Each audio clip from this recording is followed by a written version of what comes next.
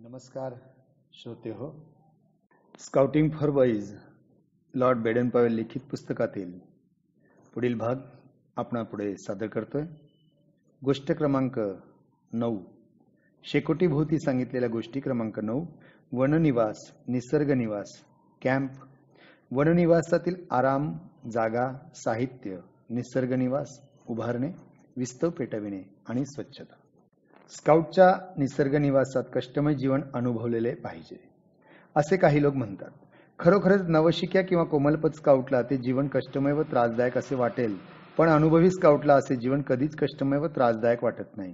त्याला स्वतःची काळजी कशी घ्यावी व आरामात कसे राहावे हे चांगले समजते. त्याच्याजवळ तंबू नसेल तर तो कुडकुडत व कुरकुरत बसणार नाही. तो त्वरित उठून एखादा निवारा किंवा झोपडी तयार करेल.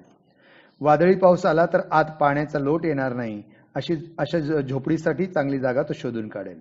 थंडीपासून बचावासाठी तो स्काउट शेकोटी पेटवेल आणि गवत अथवा पेंढा यांची मऊ मऊ गादी तयार करेल.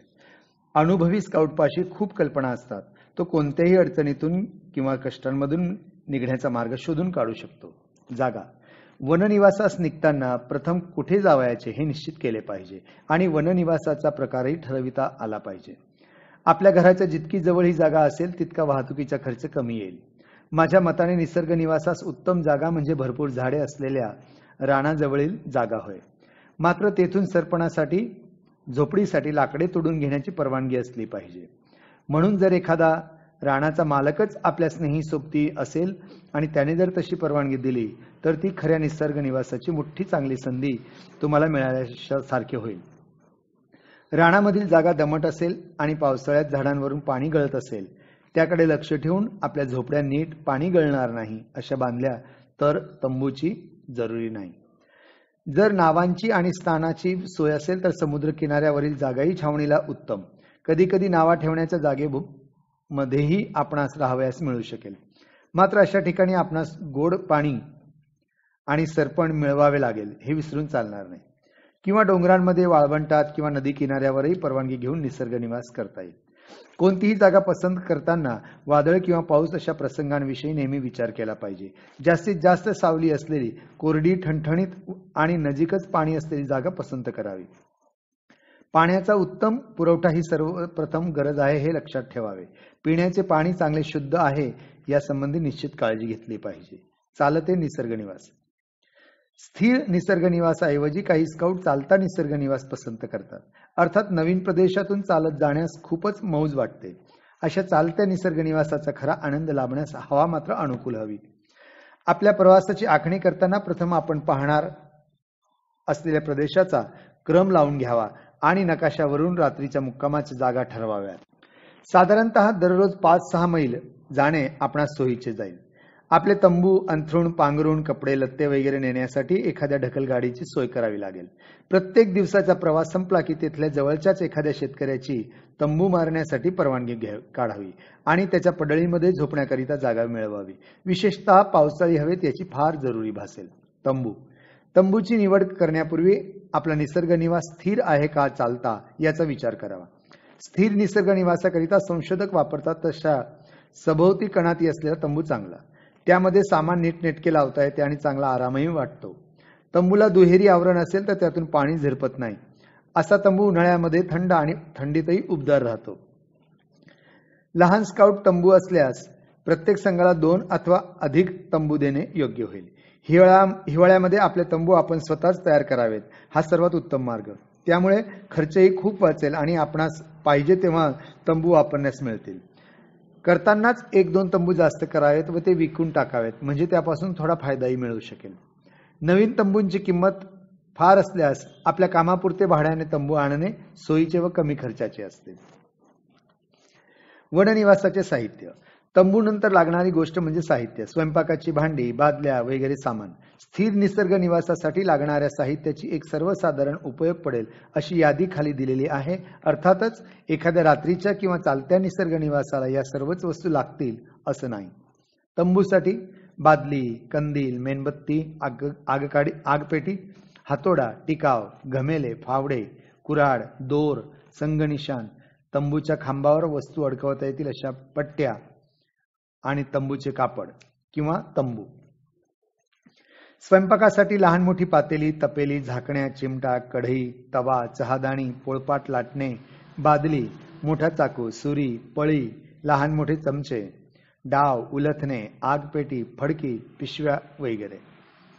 प्रत्येक स्काउटसाठी मेण कापड, 2 घोंगड्या किंवा ब्लँकेट, चादर हे बांधण्यास दोरी किंवा पट्टा, गवताची गादी, कॅम्पमध्ये गवत व दोरी यांना विणून घ्यावी. गवताची गादी, शिद्याच्या पिशव्या, प्रत्येक स्काउटला स्वतंत्र बिछाना करता येण्याइतके अंथरूण व पांघरूण जवळ असणे आवश्यक आहे. या व्यतिरिक्त वैयक्तिक साहित्य प्रत्येक स्काउटसाठी. पूर्ण गणवेश, पायजामे म्हणजे रात्रीचे कपडे, साधे शर्ट, स्वेटर, गरम गंजी, फ्रॉक, सुई दोरा, बटणे, कात्री, रेनकोट, पेला, बशी, ताट, वाटी, पाणी पिण्याकरिता छोटा तांब्या, भांडे, जादा पादत्राणे, चाकू, कात्री, चमचा, काटा, आंघोळीचे पोहण्याचे साहित्य, टॉवेल, हातरुमाल, खांद्यावरची पिशवी व पाणी वर घेण्यासाठी मोठी पिशवी, एका पिशवीत कपड्याचा व अंगाला लावण्याचा साबण, ब्रश, कंगवा, मेणबत्ती, आगपेटी, बिब्बा, प्रथमोपचार साहित्य वगैरे. निसर्ग निवासाचा अनुभव असलेला स्काउट जाताना आपणाबरोबर शिद्याचे सामान घेण्यासाठी 3-4 पिशव्या घेऊन जातो. अर्थात निघण्यापूर्वीच तो अशा पिशव्या तयार करून घेतो.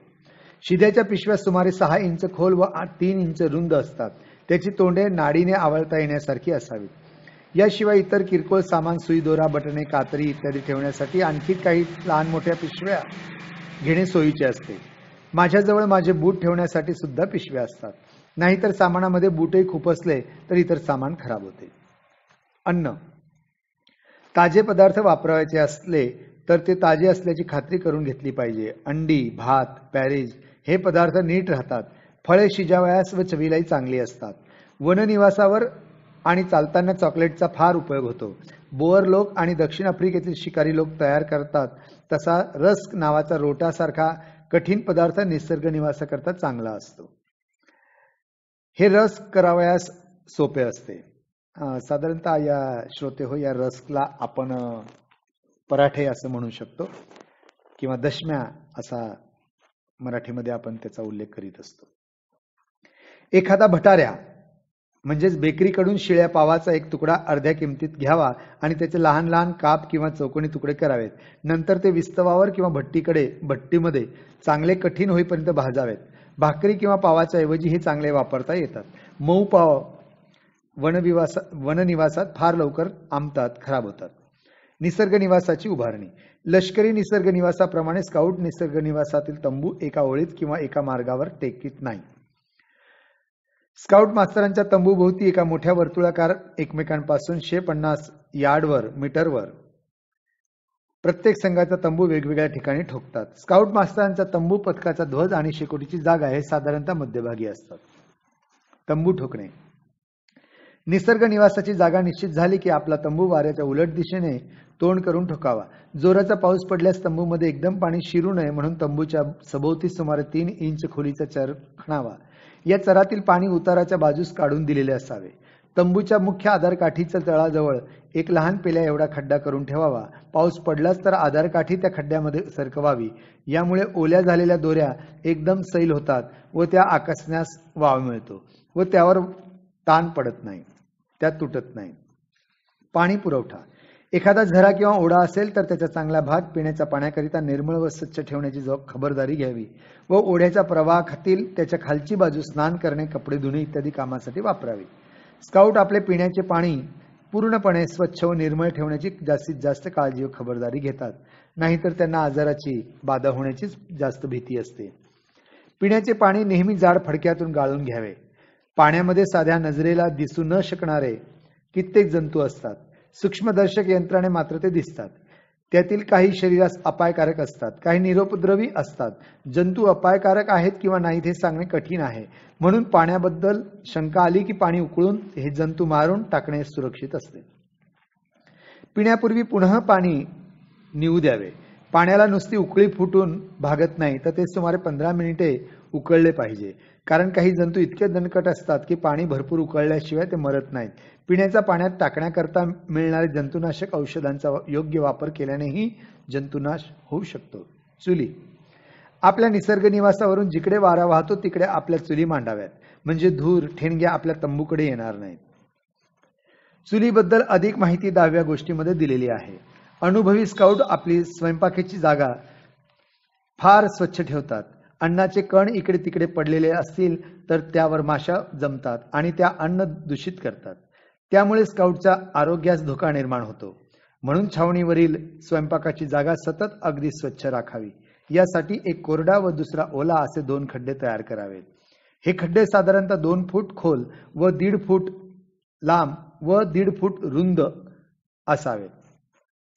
ओल्या खड्ड्यावर आडव्या काटक्या ठेवून त्यावर गवत, पाला अथवा पेंढा यांचा थर देऊन झाकण लावावे. तेलकट व ओशट पाणी या झाकणावरून खड्ड्यात ओतावे, म्हणजे सर्व तेलकट व ओशट पाणी भाग गवतास अडकून बसतात आणि निव्वळ पाणी खड्ड्यात पडते व त्यामुळे खड्ड्यातील पाणी जमिनीत मुरण्यास अडथळा होत नाही. वरचे गवत पाल्याचे झाकण दररोज काढून जाळून टाकावे व दुसरे नवीन घालावे. कोरड्या खड्ड्यात न जळणारे कोरडे पदार्थ टाकावेत. वापरलेली टीनची डबडी प्रथम चांगली तापवून, चेचून, ठोकून चपटी करावीत व मग खड्ड्यात टाकून द्यावीत. त्यामुळे त्यावर माशा होत नाही व त्यामध्ये पाणी साठवून डास होत नाहीत. जळू शकणारा प्रत्येक पदार्थ चुलीत जाळून टाकावा, नाहीतर खड्डा लवकर भरून जाईल. दररोज संध्याकाळी माशा होऊ नये म्हणून खड्ड्यातील कचऱ्यावर मातीचा थर टाकावा. संडास. स्काउटच्या आरोग्याच्या दृष्टीने संडास म्हणून वापरण्यासाठी चर खणणे फार उपयुक्त व महत्वाचे आहे. निसर्ग निवासच्या जागेवर पोहोचतानाच संडासाची व्यवस्था करणे हे पहिले काम आहे. ही गोष्ट सर्व स्काउटने लक्षात ठेवावी. तंबू ठोकण्यापूर्वी किंवा विस्तव पेटविण्यापूर्वी चर खणून त्याच्या भोवती आडोसे तयार करावे. चर सुमारे 2 फूट खोल, 3 फूट लांब व 1 फूट रुंद असावा, म्हणजे तो दोहाकडे पाय टाकून बसण्यास सोयीचा होईल. खणून निघालेली माती चराच्या एका बाजूस अंतरावर ठेवावी. संडास वापरल्याबरोबर त्यावर मातीचा जाड थर पसरवित जावा. वापरानंतर चर योग्य ती काळजी घेऊन मातीने संपूर्ण भरून टाकावा. या चराचा वर पोती, तट्ट्या इत्यादीचा आडोसामध्ये घालून संडास तयार करावेत. स्काउटच्या संख्येच्या मानाने प्रत्येक संघाकरिता प्रत्येक 7-8 स्काउट करिता किमान 1 संडास असावा. या चरापेक्षा आकाराने लहान पण खोल असा खड्डा अथवा चर मुतारीसाठी तयार करावा. त्याचा अर्धा भाग खाली मोठे दगड व वर बारीक दगडांनी भरावा, म्हणजे आत पडलेले पाणी तळापर्यंत जाईल व वरती घाण येणार नाही. संडास व मुतारी यामध्ये रोज सकाळी जंतुनाशक पूड टाकावी. अशी योग्य काळजी घेतली तर माशा होत नाही व घाणही होत नाही. माशा होणे हे अस्वच्छतेचे लक्षण आहे. माशांमुळेच आरोग्यास धोका पोहोचतो. एका रात्रीच्या छावणीसाठीही असे संडास व मुतारीचे खड्डे खणणे आवश्यक आहे. राहण्याच्या जागेपासून दूर शौचास गेल्यास प्रत्येक स्काउटने 8 ते 10 इंच खोलीचा खड्डा करून तो वापरावा व वापरल्यानंतर लगेच मातीने बुजवून टाकावा. यामध्ये हयगय झाली तर निसर्ग निवासाची जागा आरोग्यास अपायकारक होते आणि परिणामी शेतकरी किंवा जागेचे मालक पुन्हा आपली जागा वापरण्याकरता देण्यास तयार होत नाही. स्काउटने ही गोष्ट कधीही विसरू नये. निसर्ग निवासाचा दिनक्रम. या ठिकाणी एका दिवसाचे 2 निरनिराळे सूचक दिनक्रम दिलेले आहेत. स्थानिक परिस्थितीनुसार आपण हवामानाचा अनुरूप असे अवश्य ते फेरबदल यामध्ये करावेत. सकाळी 5 वाजता उठणे, प्रातर्विधी, अंथरुणे उघड्यावर टाकणे, झाड लोट, स्वच्छता, व्यायाम. 8 वाजता ध्वजारोहण, प्रार्थना, कार्यक्रम तपासणीनंतर घेणे सोयीचे वाटल्यास तसे करावे. 8:15 न्याहारी करावी. 9:45 सामान व जागा तपासणी. 10 वाजता स्काउट शिक्षण, सराव, पोहणे. दुपारी 1 वाजता भोजन. 1:30 ते 2:30 विश्रांती व शांतता पालन. 2:30 ते 5:30 स्काउटचे रानावनातील खेळ, पोहणे. सायंकाळी 6:30 वाजता भोजन व मोकळा वेळ. रात्री 8:30 ते 9:30 शेकोटीचे कार्यक्रम आणि रात्री 10 वाजता दिवेबंद. दुसरा कार्यक्रम याप्रमाणे. सकाळी 5 वाजता उठणे, प्रातर्विधी, अंथरुण उघड्यावर टाकणे, झाड लोट, स्वच्छता, व्यायाम. 8 वाजता ध्वजारोहण, प्रार्थना. 8:15 वाजता न्याहारी. 10 वाजता तपासणी. 10:15 ते 12 स्काउट शिक्षणाचा सराव. दुपारी 1 वाजता भोजन. 1:30 ते 2:30 विश्रांती व शांतता पालन. 2 ते 5 रानावनातील खेळ. 5 वाजता चहा. 5:30 ते 8 निसर्ग निवासावरील खेळ. रात्री 8 वाजता जेवण. 8:30 ते 9:30 शेकोटीचा कार्यक्रम आणि रात्री 10 वाजता दिवेबंद. श्रोते हो, या ठिकाणी बेडन पावेल यांनी काही पालकांना एक विनंती पत्र दिलेले आहे. ते यासाठी दिलेले आहे की बरेच पालक हे आपल्या मुलांना निसर्ग निवासात जाऊ देण्यासाठी परवानगी देत नाही. त्यांना भीती वाटते की तिथे काही अपघात वगैरे घडला तर अडचण येईल म्हणून. तर बेडन पावेल अशा पालकांना विनंती करतात, ऐका. निसर्ग निवास हा स्काउट शिक्षणावरील अत्यंत महत्त्वाचा आणि मुलांना आवडणारा भाग आहे. आरोग्य, स्वावलंबन, आत्मविश्वास, अनेक कौशल्य व चातुर्य या गोष्टी मुलांना शिकविण्यासाठी ही एक अपूर्व संधी आहे. अशा निसर्ग निवासाचा अनुभव स्वतःला नसलेल्या पालकांचे या बाबतीत काही गैरसमज असतात. आपल्या मुलांच्या दृष्टीने हे फार दगदगीचे व धोक्याचे आहे असे त्यांना वाटते. निरोगी, उत्साही, आनंदी व नीतीने, धैर्याने व सहजीवनाने राहण्याचा आणि वागण्याचा अनुभव घेऊन निसर्ग निवासाहून परत आलेला मुलगा पाहिला म्हणजे अशा रीतीने राहणे किती लाभदायक असते हे पालकांना पटल्याशिवाय राहणार नाही. येथे सुचविल्याप्रमाणे सुट्टी घालविण्याचे ठरविलेल्या मुलांचे बाबतीत पालकांकडून कोणतीही अडचण निर्माण केली जाणार नाही अशी मी मनपूर्वक आशा करतो. बेडन पावेल. पोहणे. छावणीवर पोहणे ही गोष्ट आनंददायक तर आहेच, पण ते कर्तव्यही आहे. त्यात मौज आहे म्हणून आनंद, पण कर्तव्य का? तर कोणताही स्काउट स्वतःला पोहता आल्याशिवाय आणि बुडत्याला वाचवावयास शिकल्याशिवाय स्वतःला खराखुरा स्काउट मानणार नाही. मात्र यामध्ये असलेली धोक्याची जाणीव प्रत्येक सुजाण स्काउटला असली पाहिजे. प्रथम पायामध्ये पेटके येण्याची भीती असते. भोजनानंतर 1.5 तासाचा आत पोहण्यास असे पेटके येण्याची शक्यता असते. पेटके आले की अत्यंत वेदना होतात आणि हात पाय हलविता येत नाही. पोहणारा पाण्यात बुडू लागतो. अशा तऱ्हेने बुडाल्यास केवळ तुमच्याच म्हणजेच पोहणाऱ्याच्याच चुकीमुळे तुम्ही बुडाला असे होईल. पेटके आल्यास पाण्यावर स्वस्थ पडून राहावे व मदतीकरिता हाक मारावी. याकरिता पाण्यावर पडून राहण्याची सवय करावी. सर्वजण पोहत असताना 2 चांगल्या सराईत पोहणाऱ्यांनी कपडे बदलून काठावर रक्षक म्हणून तयारीने जागरूकतेने उभे राहिले पाहिजे. एखादा पोहणारा जर संकटात सापडला तर ताबडतोब पाण्यामध्ये उडी घेऊन त्याला वाचविण्यासाठी त्याची तयारी असली पाहिजे. पोहणारे सर्वजण पाण्याबाहेर आल्याशिवाय रक्षकांनी स्वतः पोहू नये. या ठिकाणी पोहणाऱ्याला मदत करण्यासाठी एक कडी असलेली दोरी, लाईफलाईन रोप तयार असला पाहिजे. वरील गोष्टींकडे लक्ष न दिल्यामुळे दर उन्हाळ्यात पोहावयास जाणाऱ्या मुलांच्या मूर्खपणामुळे कित्येक जण प्राणास मुकले आहेत. अत्यंत कडक अशा शिस्तीखाली आणि देखरेखीखाली आणि पुरेशी माहिती घेऊन सुरक्षित अशा ठिकाणीच पोहण्यास परवानगी द्यावी. अतिक्रमण. कोणत्याही जागेमध्ये जाण्यापूर्वी तेथील मालकांची पूर्वपरवानगी घेण्यास विसरू नका. रस्ता सोडून इतरत्र कुठेही शिरण्याचा कोणाचाही अधिकार नसतो. मात्र कोणत्याही मालकास आपला तेथे जाण्याचा उद्देश नीट समजावून सांगितला तर मालक तुम्हाला आनंदाने परवानगी देतील. लोकांच्या जागेत जाताना पुढील गोष्टी ध्यानात ठेवाव्या. 1. सर्व फाटके तुम्ही जाण्यापूर्वी जशी होती तशीच ठेवावीत. 2. कोणतीही जनावरे किंवा पक्षी यांना आपणामुळे कमीत कमी त्रास होईल अथवा होणार नाही अशा तऱ्हेने जावे. कुंपण, पिके व झाडे यांची किंचितही नासाडी होता कामा नये. सरपण हवे असल्यास ते घेण्यासाठी परवानगी विचारावी. कुंपणामधील भगदाडे बुजविण्यासाठी वापरलेली वाळलेली झाडे सरपणासाठी वापरू नयेत. श्रोते हो, या ठिकाणी गोष्ट क्रमांक 9 मधील भाग 1 थांबवतो. भेटूया भाग 2 मध्ये. तोपर्यंत धन्यवाद. नमस्कार श्रोते हो. Scouting for boys Lord Baden पावेल लिखित पुस्तकातील पुढील भाग आपणापुढे सादर करतोय. गोष्ट क्रमांक 9.